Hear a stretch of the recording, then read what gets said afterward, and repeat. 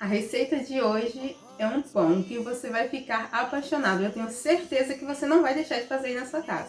E esse pãozinho, além de saboroso, ele é muito lindo e super apresentável. Perfeito para aquele lanche da tarde ou um café da manhã especial. E para ficar ainda melhor, eu te ensino um recheio delicioso. Vamos para a receita. Vamos começar com a massa do pão e para isso a gente vai estar utilizando um pacotinho desse de 10 gramas de fermento biológico seco. Fermento fresco, 15 gramas basta. Vou acrescentar também 3 colheres de açúcar e um ovo inteiro. Eu misturo um pouco só para ficar mais fácil de diluir e em seguida já venho com 200 ml de água morna e 200 ml de leite. Depois de misturar um pouco já pode vir acrescentando a farinha.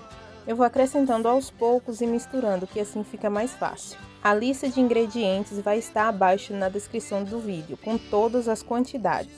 Acabei quase me esquecendo, mas tem que colocar o óleo e também o sal, uma colher de sopa. Esse pão fica com sabor super equilibrado, nem doce e nem salgado. Dessa maneira você pode estar escolhendo qual tipo de recheio colocar, ou até mesmo uma cobertura, ou comer ele puro, já que essa massa é super saborosa. Assim que eu percebo que a adição de farinha começa a ficar pesada na vasilha, eu despejo na bancada e começo o processo de sova. E esse é um processo bem simples. No início você vai começar a incorporar a farinha na massa, dessa forma como vocês estão vendo aqui no vídeo. Só se atentem para não colocar muita farinha, para que ele não venha ficar um pão ressecado. E para você que nunca fez pão, eu vou mostrar como o movimento de sova é bem simples. Você segura a massa, empurra para frente e volta.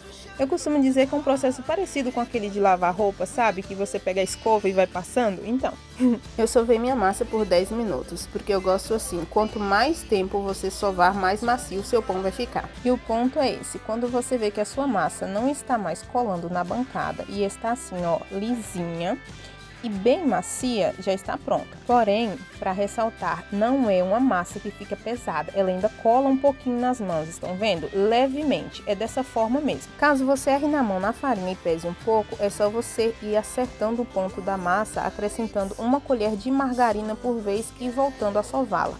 Assim, pode ser que ela volte ao ponto. Depois desse processo de sova, é só você levar ela a um recipiente para esperar crescer. Eu costumo polvilhar um pouquinho de farinha no fundo só para não colar. E para tapar, eu prefiro papel filme ou uma sacolinha ao invés do pano de prato. O pano de prato ele costuma deixar a massa ressecar. Ainda assim, se você preferir usar o pano de prato, pincele um pouquinho de óleo sobre a superfície da massa para ela manter a umidade.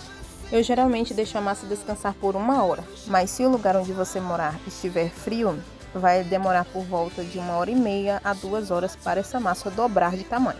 Se você estiver com pressa, tem um truque. É só pré-aquecer o seu forno a 180 graus por uns 5 minutos, desligar e colocar a sua massa lá dentro e esperar que ela cresça. Esse truque ajuda muito em dias frios, mas lembre-se, é com o forno desligado.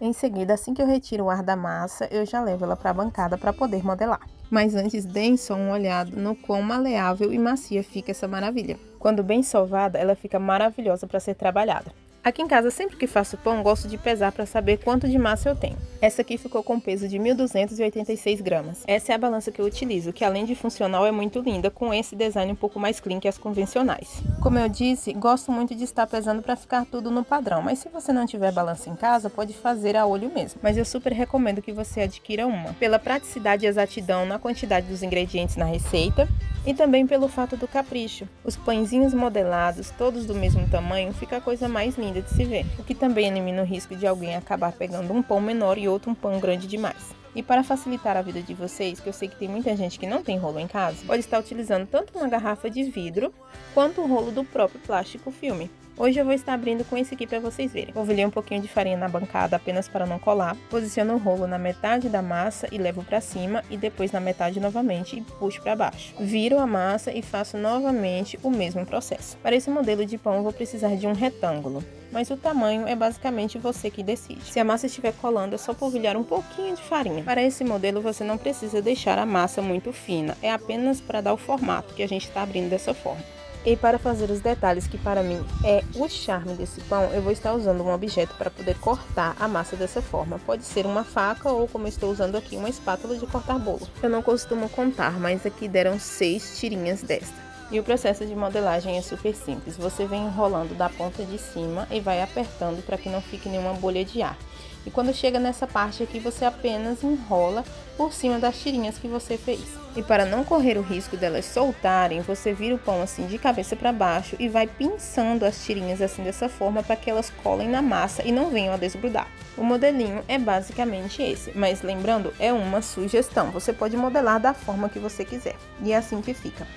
Essa massa me renderam 13 pãezinhos desses. Agora é só colocar tudo em uma forma untada e enfarinhada para que a gente possa esperar a segunda etapa de crescimento. Para o pão ficar com aquele dourado lindo por cima, eu uso uma gema de ovo pincelada. Não precisa se preocupar porque não fica com gosto algum de ovo. Esse truque é apenas para poder dar cor para o nosso pão. Se você não souber separar a gema da clara, não precisa se preocupar. Você pode estar sim usando o ovo inteiro, só precisa se atentar a misturar muito bem. Bater bem o ovo para que se una a gema e a clara.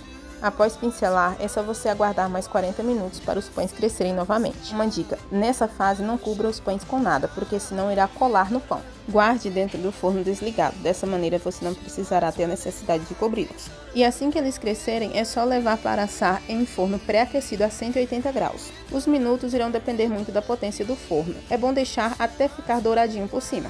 Após assados, eles ficam essa maravilha aqui que você está vendo. Olha só que corzinha perfeita. E para dar um brilho no nosso pão, eu venho pincelando margarina, mas também pode ser manteiga. Eu faço isso com eles ainda quente, e isso também ajudará a fixar o queijo que eu irei colocar aqui por cima.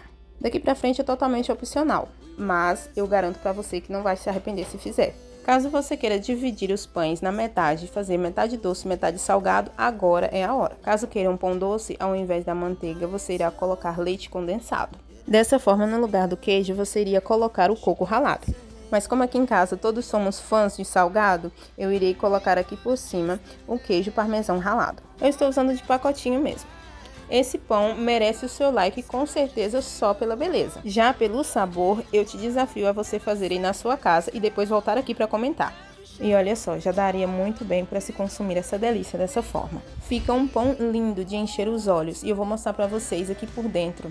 Olhem só a fofura desse pão. E além de fofinho e gostoso, ele é super leve.